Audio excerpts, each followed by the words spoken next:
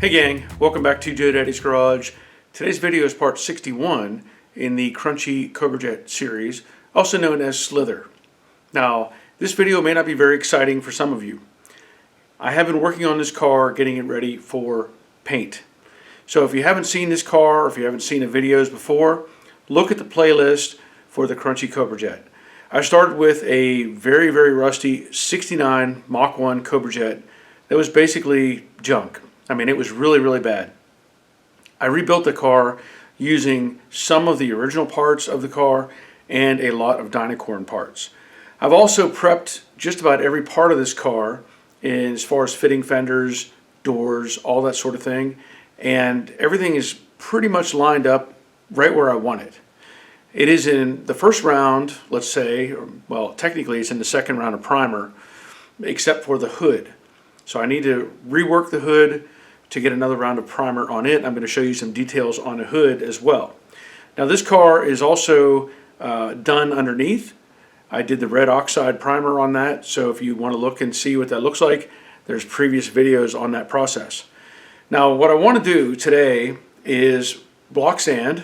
I know, exciting, right? So I'm going to show you some of the detail with that, but I also want to take care of this hood and some of the issues that need to be addressed. Some of this was done by me simply because when I was working on it, I had primed the top of the hood, and then I started working on the bottom of the hood where I was cleaning it all off, getting all the old paint off, making sure it was spotless. And in the process, my wire wheel got on the opposite side of the hood. So I was working on the bottom side, and it came around to the top side and scraped off some of the primer. So not a big concern. I can sand that out, reprime it, and it'll need to sit for a little while and then be resanded. So as you know, I'm also working on the 68 Fastback, known as Fangled, and this is the second car, or the second level of priority for me right now. I need to get the Cobra Jet ready for paint so that when the good weather comes, I can spray it and it's taken care of. So that is my focus at this point, because the weather is slowly getting better to the point that I can paint. So let's take a look at the hood and what else I have going on with the Cobra Jet. So of course the car is still masked up from the round of primer that I did on it. And there is the deck lid, the quarter extensions, and the doors are over there in a corner. So it's just ready now for me to start sanding on it.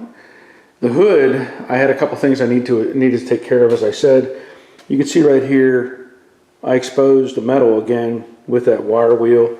There's a couple little spots where I caught that, and I just need to sand this back out and reprime it, and that's not a big deal.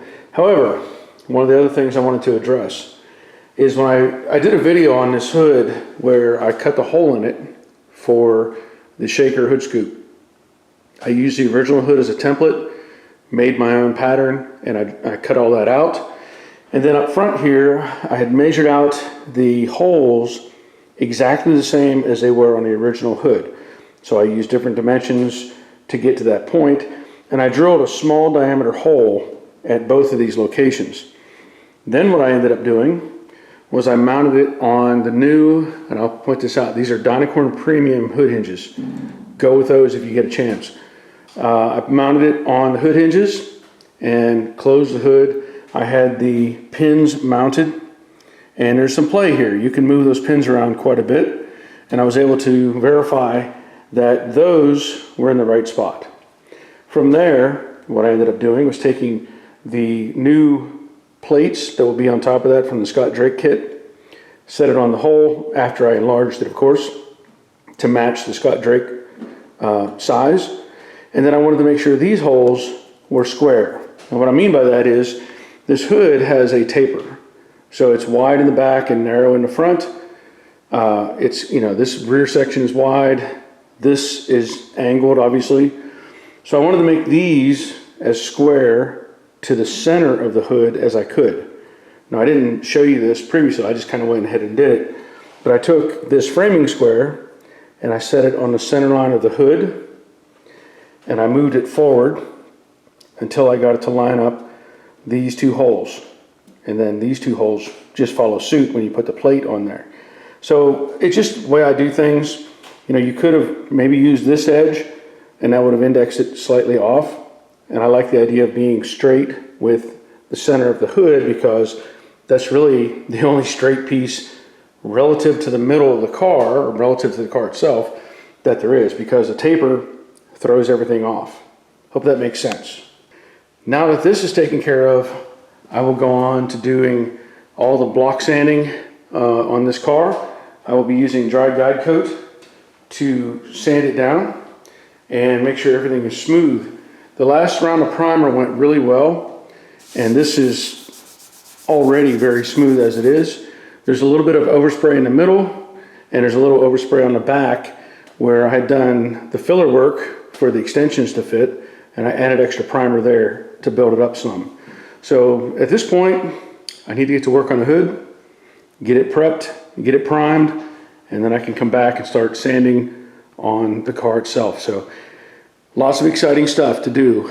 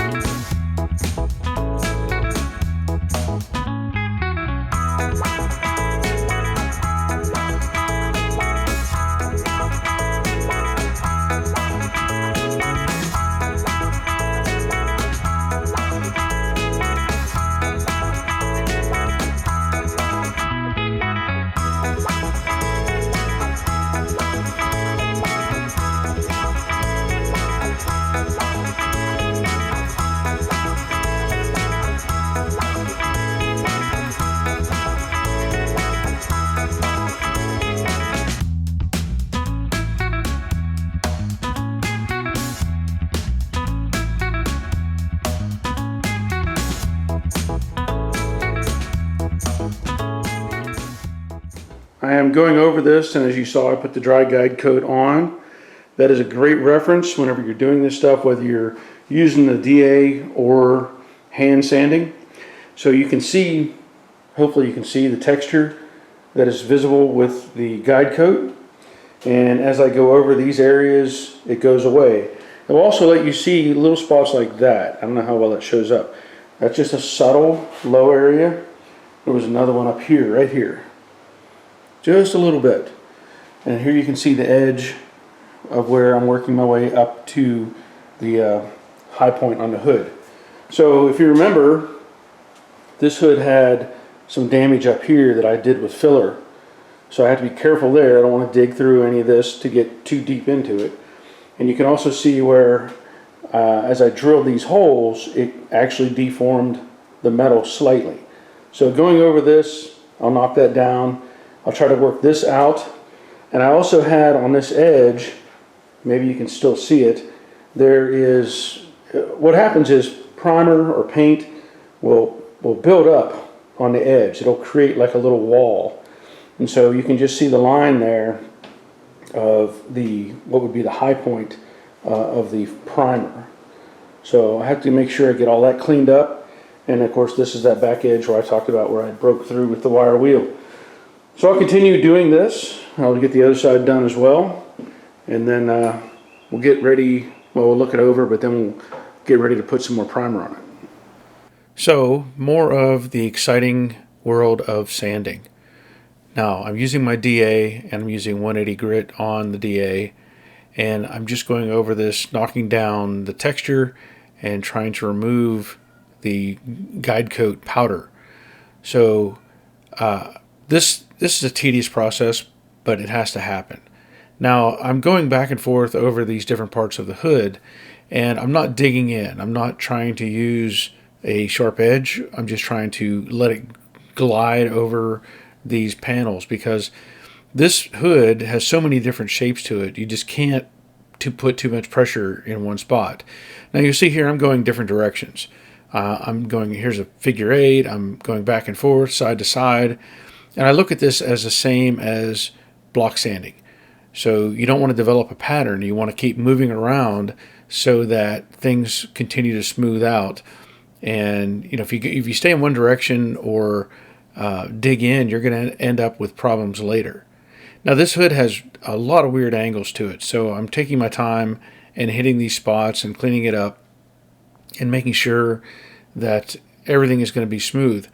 Now, once I get this ready for the primer, I will go over it and wipe it down, of course, and I'll talk about this later on.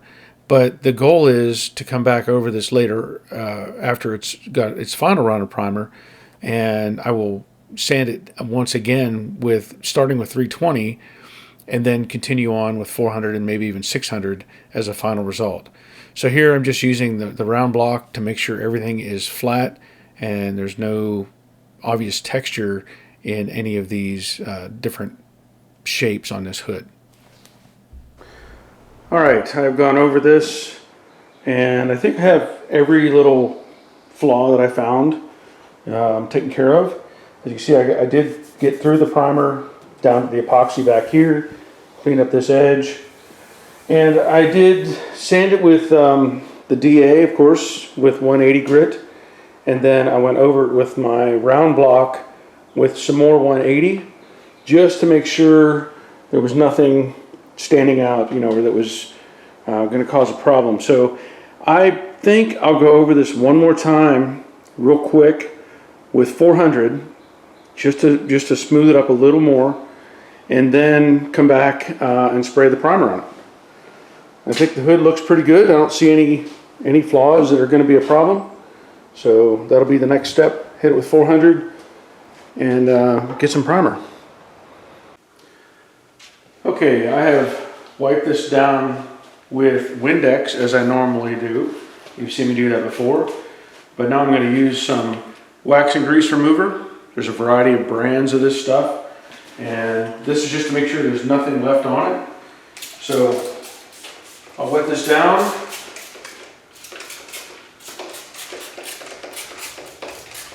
and wipe that off. Now this evaporates pretty well on its own, but it's recommended you blow this off with an air hose, clean air. I use the same air hose that I use for the paint gun when I do this. I have a secondary hose in here that I use for running the sander and other things. That way I'm not using up my good filtered air and my filters with regular sanding. So get all this wiped down.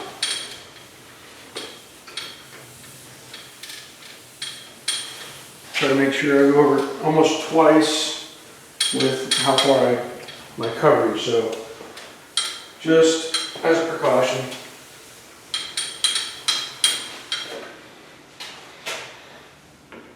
And you can see it still took off some dust. So then I blow it off.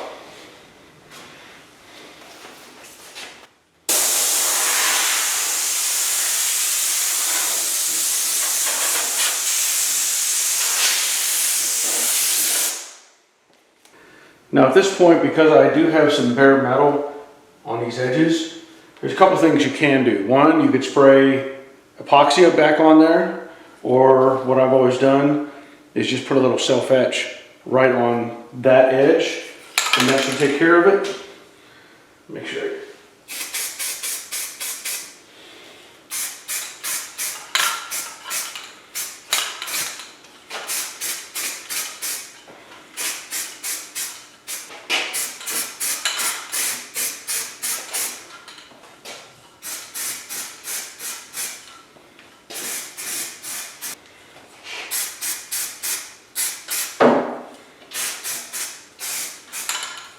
And ideally, all I'm worried about is bare metal. So it doesn't hurt to go over where the epoxy is. It's not going to just blend it in if you wanted to, but it's not going to make much of a difference. So I'll let that dry out, and then we'll get back to spraying the high build primer. Now I know many of you have seen me mix this stuff up before. What I'm using right now is a Deltron NXT NCP271. This was provided to me by Charles for this car, and this is the catalyst NCX275. This mixes up 3-to-1. So I know many of you have seen me mix this stuff before. This might benefit some other people. Also, I'm going to add some reducer. This is HET 1370, and this works fine. This is good, good stuff for what I'm doing. I'm also using the PPS style cups.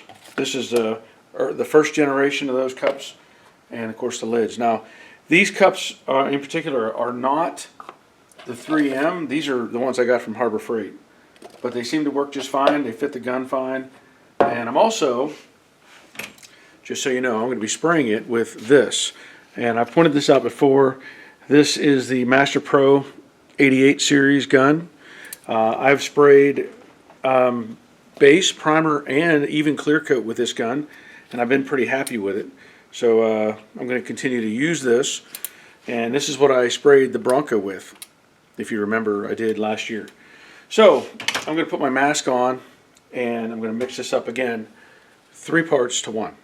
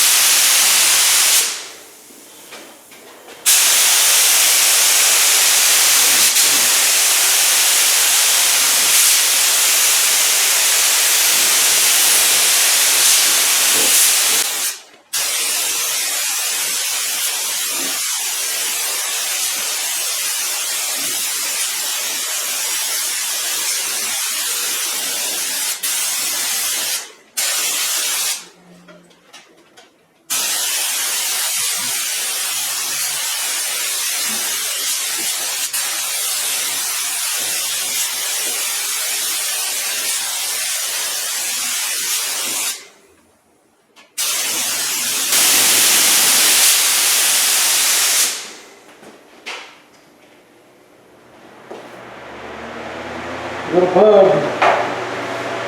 Little bug.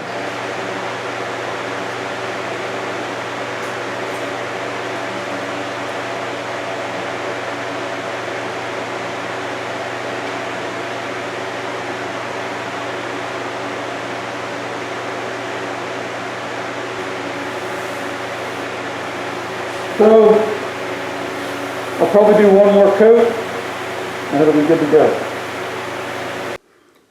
All right, I think that turned out really nice. 2 coats laid out. You can see the reflection of the light in the front there. It's hard to come up on it. You'll lose that light. But I want to show you this too. I have this little sun gun that I got from Harbor Freight, and it helps you see any kind of flaws that may be visible. And everything is looking really good and slick on this hood. So I'm happy with that. And even if I just take my hand and gently touch it, it's super slick. So this shouldn't take much to sand out. I'm going to let this cure probably the rest of this week, and into next week we'll see how it turns out, and I'll have to start knocking down, the final sand on the car itself. So same process. I'll be using the guide coat again, and that'll just be as exciting as watching paint dry. All right, it's the next day, and I just want to show you, this turned out really, really nice. Super smooth, very happy with it. So now, as I said, I'm going to move on to the car. So I will be using the dry guide coat to cover everything. And then I will be using different sanding blocks depending on where I'm at. So standard DuraBlock, round DuraBlock. This is just a smaller version here. And then also the taco pad. And this is a Velcro type of pad. It takes the DA paper, but allows you to get into tighter spaces without, many problems. I will probably start off with a dry run of 320.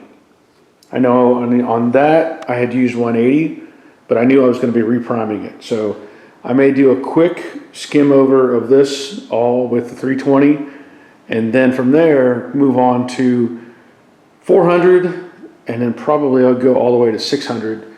And I'm not sure yet if I'm going to wet sand it or not, but I will be going over the whole car. So I need to get this in dry guide coat and put on a mask, obviously, and do some sanding. As I continue on, I decided to play around with the little imagery on the editing software, just see if I could pull this off, but kind of hard to get these two to work together to get the proper look. But I did cover the roof of the car and of course the sail panels. And this block sanding, it's not for everyone. It really isn't. I've tried to demonstrate this before. I know when we had people working for us at the body shop, this was the hardest thing to get them to understand and do properly. Everybody wants to get in a hurry and just dig in and hope for the best, but this takes time. You have to slowly work your way through this material. And another point here is when you're doing this, there is a lot of dust, and that implies that you're removing a lot of the primer that you put on there. So when you put on a coat or two of primer, a lot of it actually ends up on the floor.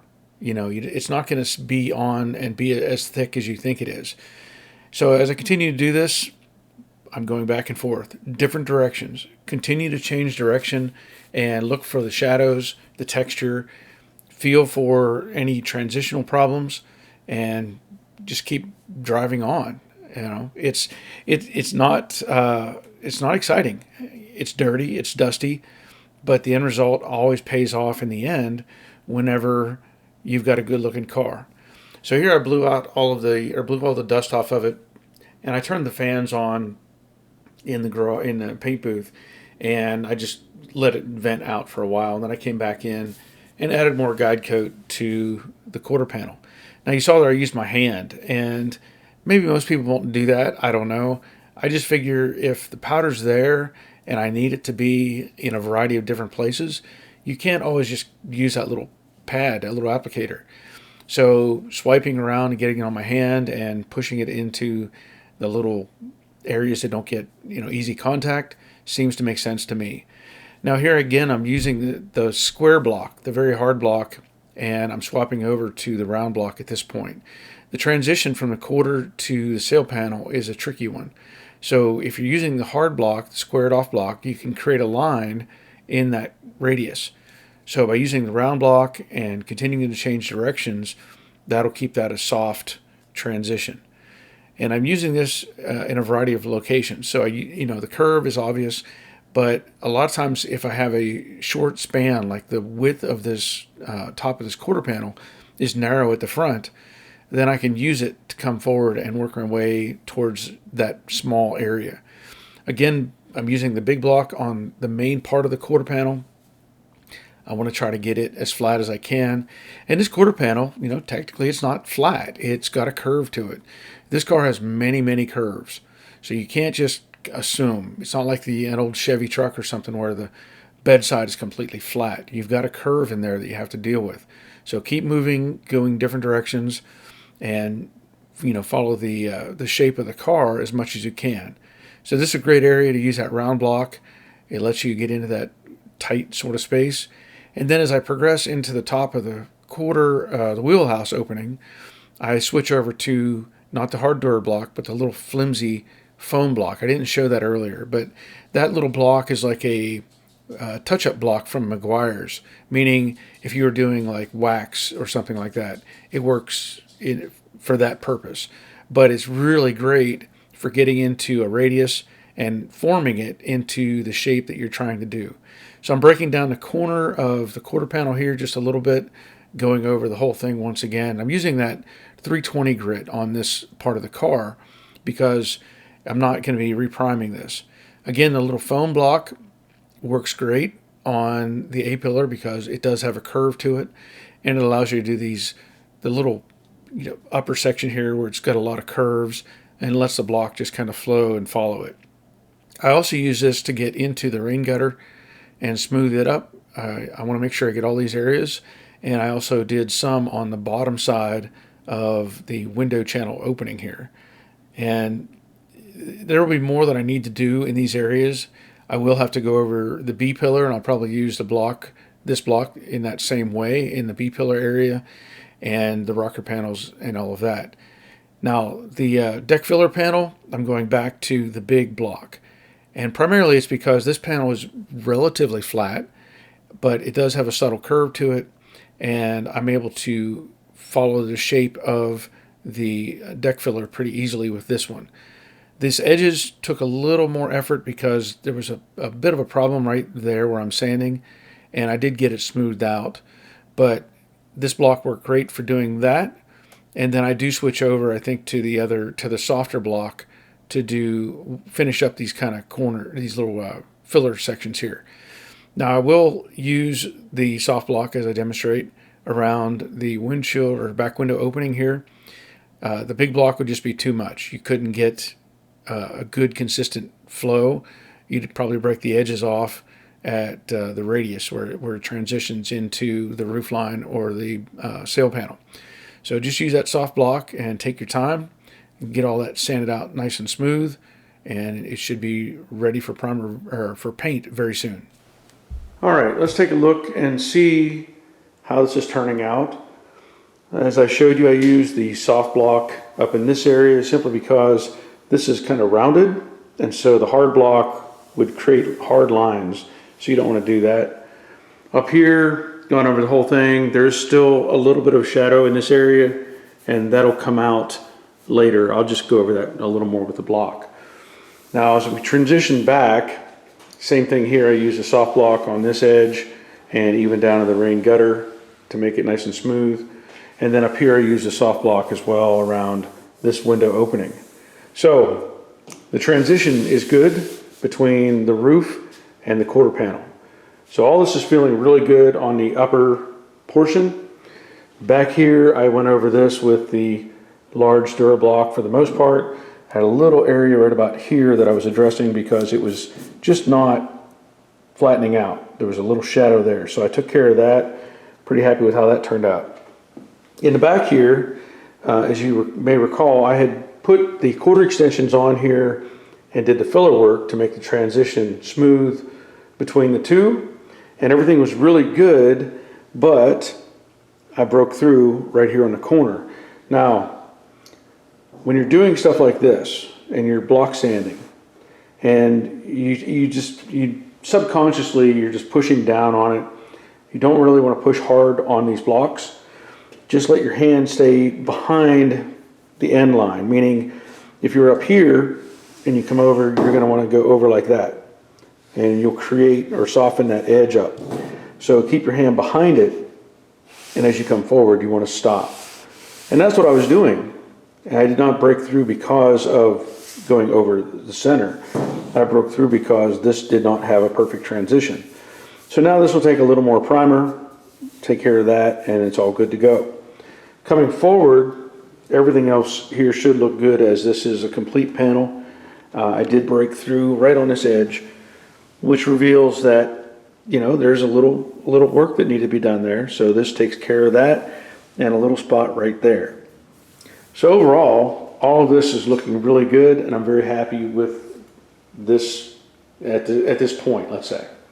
Now, I still need to do the fenders. I still need to do the hood with the final sand. But something else I need to address is this deck lid. Now, in a previous video, I had applied body filler up here, made the shape match the quarter extensions. Very happy with how that looks. But I wanted to do something else because I had used the original decklid as a template for the letters. So when you do that, you're assuming, of course, that those match exactly what the factory had put on. And you're also assuming, because I'm using these Scott Drake letters, this kit here, you're assuming that those are made exactly like the originals. And there could be some variables there. So I'm going to go through each one of these letters, because these holes are not up to size yet. These should be 1/8 of an inch. And I can just kind of verify with these letters, putting them on the holes that I created, and see how they look in comparison to this bottom edge. Don't lose that. The bottom edge of this and the letters themselves. Now, the reason I want to do this is if there's something off, I can still adjust very slightly these holes. I can take a small rotary file or even a very small drill bit and kind of waller out the hole to get it to move the letter where I want it. So that'll be part of the next step. I'll put the camera on a tripod and we'll go over that and make sure these letters are right, because I do need to step these up so that it's ready for paint at a later date. I don't want to drill those holes after it's painted. Make sure everything is right before you put paint on there. So let's see how this goes. Again, if I were to use the M, and it seems like it lines up really well with the holes that are here. And I know this is getting really picky, but that's kind of how I am. I can also come up with a couple different ways to reference this to make sure that it looks square, because when you're looking from here down, it's really hard to see that. So I am going to use this 1/8 inch drill bit and make these holes the right size.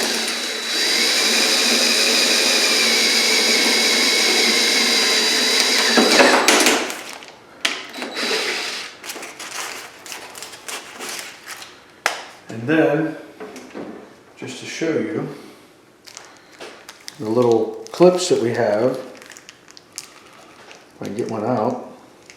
I know right now that hole looks really big, but it's not. So just get that clip out without losing it.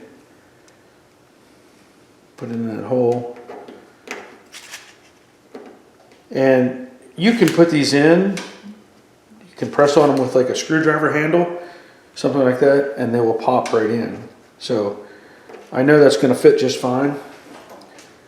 But I want to step up the next hole.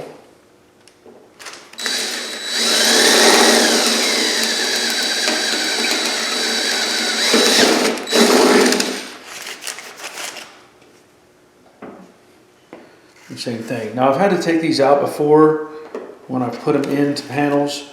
Had to redo something and ended up just taking them back out. But you can get behind them with a small screwdriver, these little flanges. And something you don't want to take back out, but you can. But there's a little flanges there that keep it from falling through, and you can actually hook onto that with a screwdriver and get them out of there. So I'm just going to set this in here and eyeball it again. And that feels really good. Okay, so the M, I'm going to say is good. And the U, the holes appear to line up pretty well. And this one's a little tougher to judge because the only thing you have flat is up here on top. And I'm going to have to kind of eyeball that one as well. Just get my lines, something I can reference. And that feels pretty good.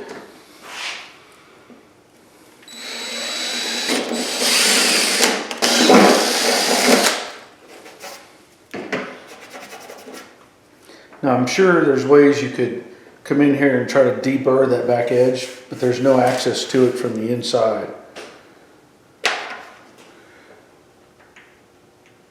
Yeah, that feels pretty good.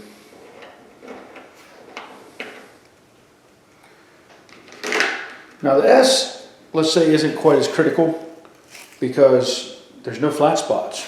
I mean, it could be off just slightly and you may not even notice.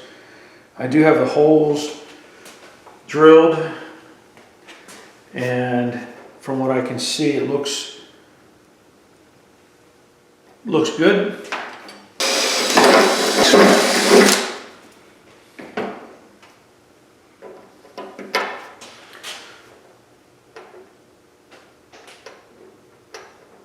Yep, I think it matches up really well.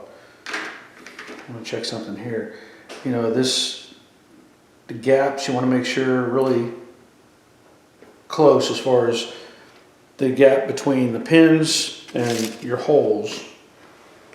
In fact, like, you don't want your holes on the outer edge and your pins pushed in. That would make them bend. So those are centered and centered, so that's all good. Now this one I'm a little more interested in, the T. And the T is critical, right? It's flat. There's really no other options. And based on what I have here, the holes, that actually looks really close to where it should be.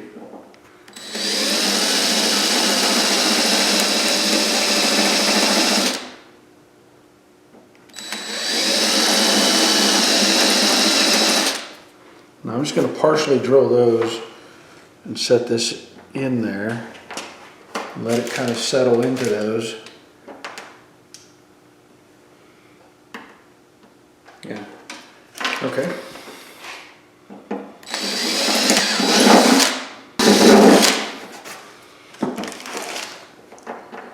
Just set the T in. Oh yeah. That looks nice and square. All right, we're pretty good so far. But the A could be a bit of a problem. Now, I was looking at this a little earlier, and the holes feel like they're just a hair off. And what I mean is, not the holes like their location feels good. So like the A feels good left to right. This is an odd, you know, you've got these pins that are on an edge. You almost feel like there should be 3 on this one, but there's not. So right now, it almost feels like the A is canted like this. And if I can highlight that, and this is tricky simply because it's such a small piece and it's hard to hang on to. But let's just say I get these on the 2 pinholes that I have, and I put this on here. Can you? Let me see if you can see that. I don't know what you can see. So that's on the pinholes, and that's on the bottom of the letter. You can probably see that angle, right? So that has me a little more concerned with how these are. And I think what I need to do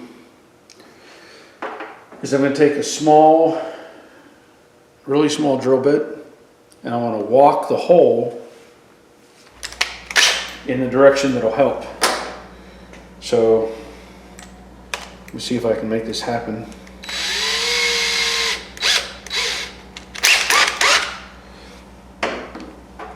Again, if I look at this A,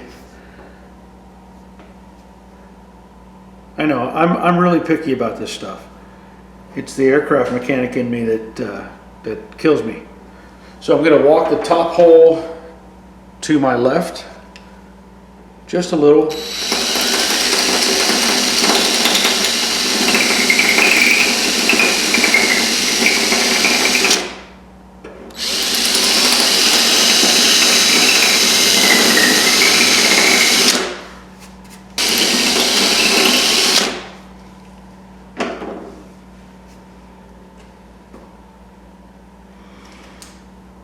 I'm going to walk the bottom hole to my right just a little.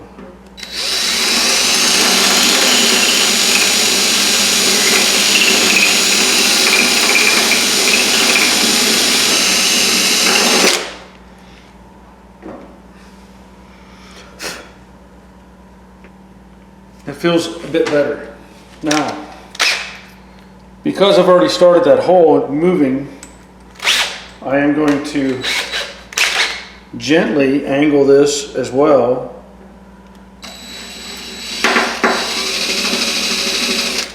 So I'm drilling on the edge, more of the edge of the hole.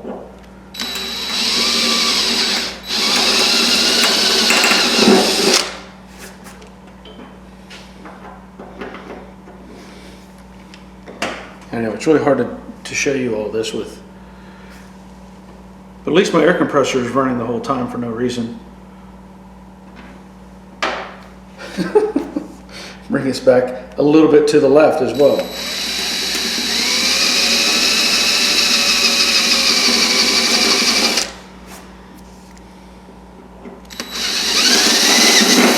There we go.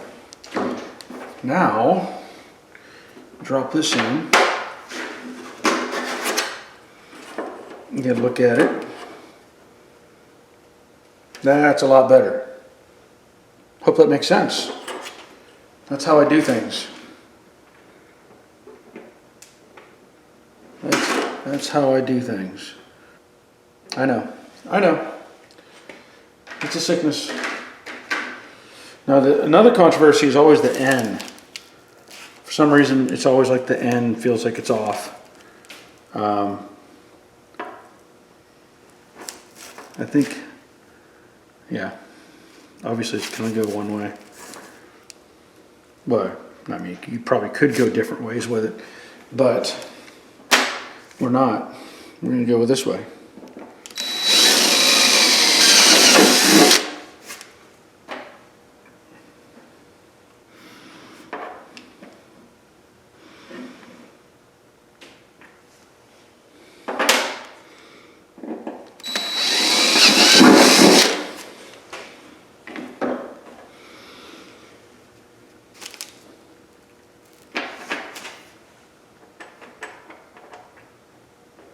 And that feels good. I like that one. And the G. Now this one's, again, not as critical simply because it doesn't have a flat edge.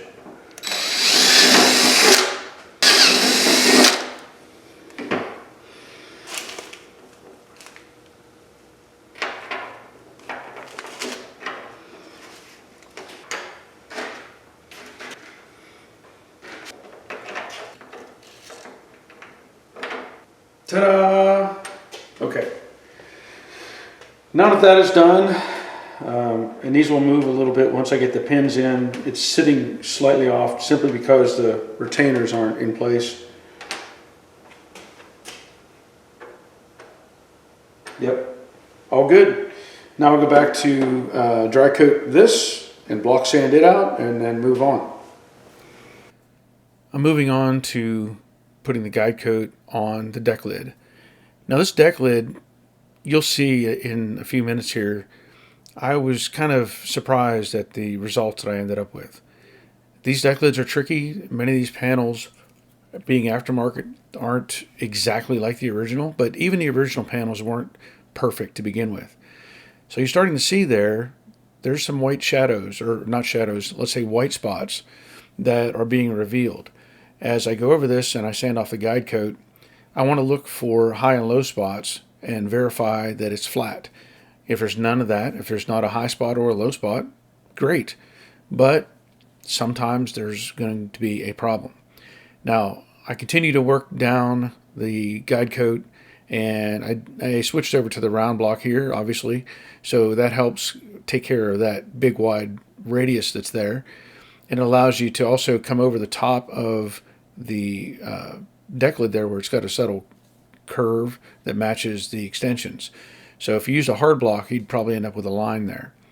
Now I'm just going over the whole thing and I notice something's wrong. Well, I'm a little disappointed. Now, remember, this deck lid is a new one out of the box from dynacorn. And, you know, these deck lids are always a challenge simply because they're not technically flat.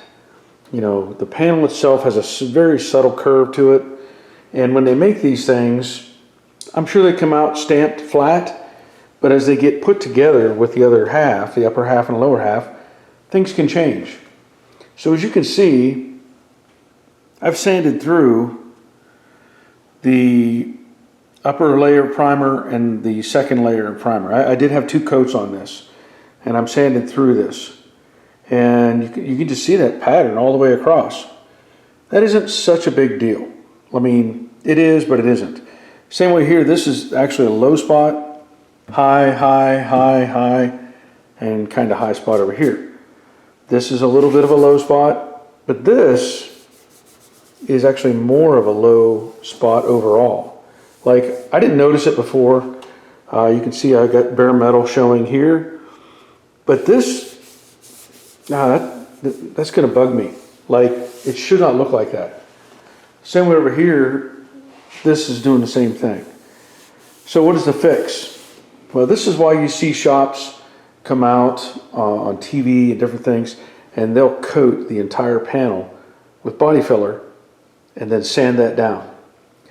Now, I don't know that I want to do that specifically. It's already got enough on it, but this is a ripple. I mean, it's a very subtle. You can see I'm just skimming the top of it, but obviously I've gone through the material around it. So what I may end up doing, I don't know. Half of me, or part of me wants to do a high build, more high build on it, just build it up, be done with it. But part of me wants to do a skim coat over on these corners. I don't know. I may sand some more. I know there's a little low spot right there in the transition, and right there's a little spot, and then there's one more right there. And for the most part, everything else feels like it's good, but I don't know. I might sand this down a little more and see what I can get rid of and go from there. But just kind of frustrating. You know, I like to have things glass smooth if I can. So that's my goal on this. I'll work on it a little more, and then we'll see what I come up with. Okay, I think I've come to a decision. I'm going to add a little filler up here. And noticed I've got a few little pinholes that I missed, so those will get some filler. For some reason the edge of this isn't quite right. I don't know what's going on there. I will add some filler to that, and the rest of it I'm going to leave alone. I've got this sanded down, and you can just see the epoxy there. So I think the filler will take care of the primer. The next round will actually take care of this. And I'm not going to add any more body filler in that area. Same thing over here, just a little, just enough to notice it. Yeah, I say I'm not going to put filler in there, but I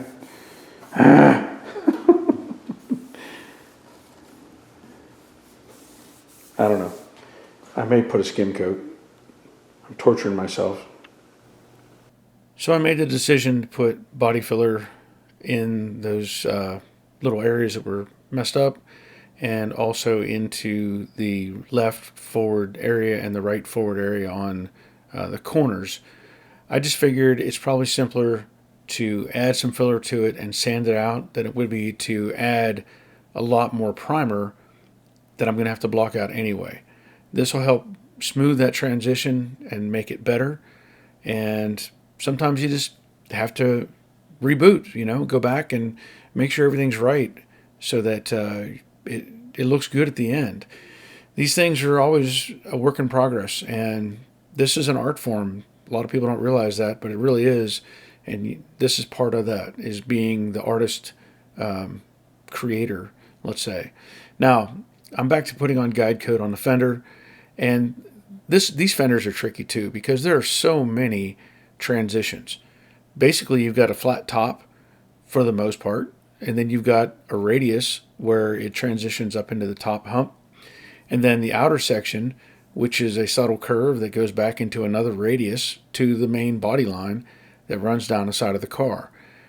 So again, I'm using the square block and going over the top section. I switch over to the round block to get the radius and make sure all that's as good as I can get it.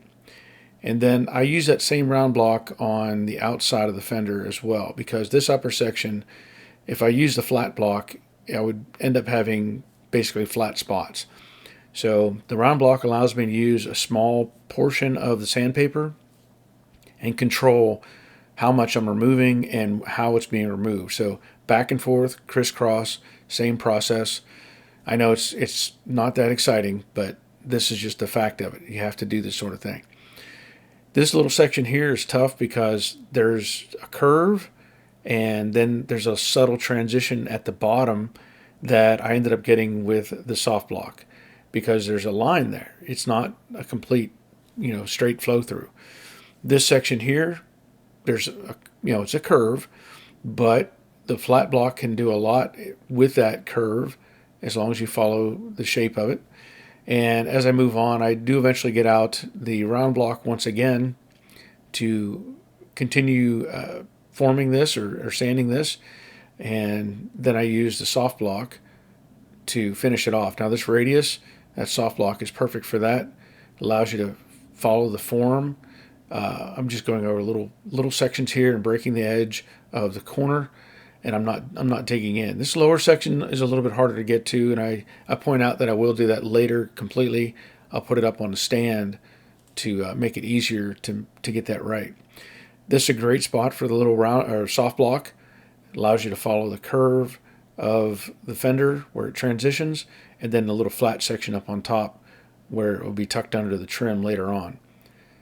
Continue doing this, go over that radius, that sharp, let's say, corner, and then up front here, that little soft block is fantastic for getting into this shape as well, and that's all I'm using right now. So get all that sanded out, and I think there's a little work to do on the radius. I also showed the taco block, and this thing is really good because it's a hard edge, and you can set it up on edge to get into the radius here as well. So I'm just going back and forth, crisscross, and making sure the transition is good. Now this paper is 400, and later on I will hit that with 600 as well. Back to this deck lid, I'm using 180 here, knocking it down, trying to get it smoothed out as best I can. There will be more primer added, so 180 won't hurt anything, but I will probably go over it again with some 320 just to help the primer lay out a little smoother overall.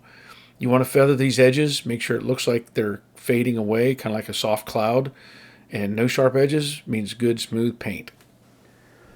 Alright, I want to show you some detail on the fender. Everything is looking really good. I'm very happy with how this turned out. As you know, this fender had a bunch of issues. It had dents and dings and all that stuff, and I've gone over this several times. So it looks like everything is sanded out good. I don't have any issues that I can see other than a little breakthrough back here, but that's fine. Now I know it's straight, flat, and smooth, and I don't need to do much else. The bottom part of the fender I'll address later. I'll put it up on a stand and sand that out. Just too low to get down underneath there, but everything looks good here. Now I did, as you saw, come back and put body filler on the deck lid, and I have now sanded this part out, as you saw, but I've also done that part, and the little pinholes are gone, and then I addressed this once again.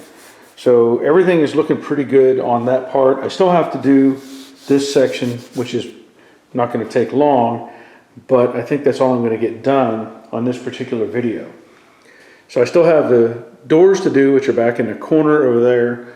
I have the fender, the extensions, and the hood, and of course the front and rear valance and the headlight buckets.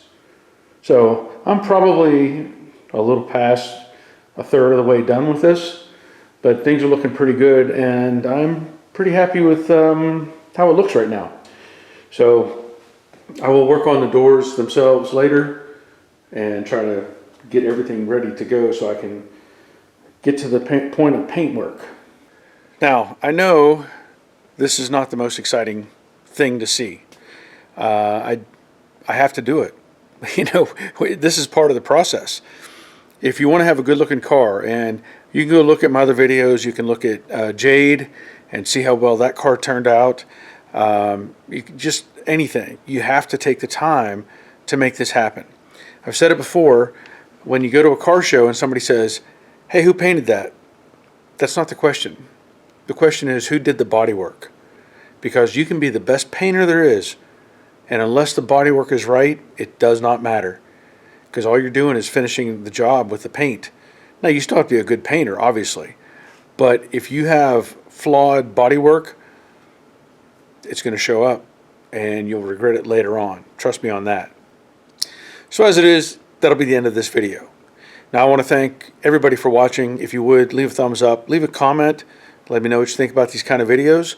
There is more coming.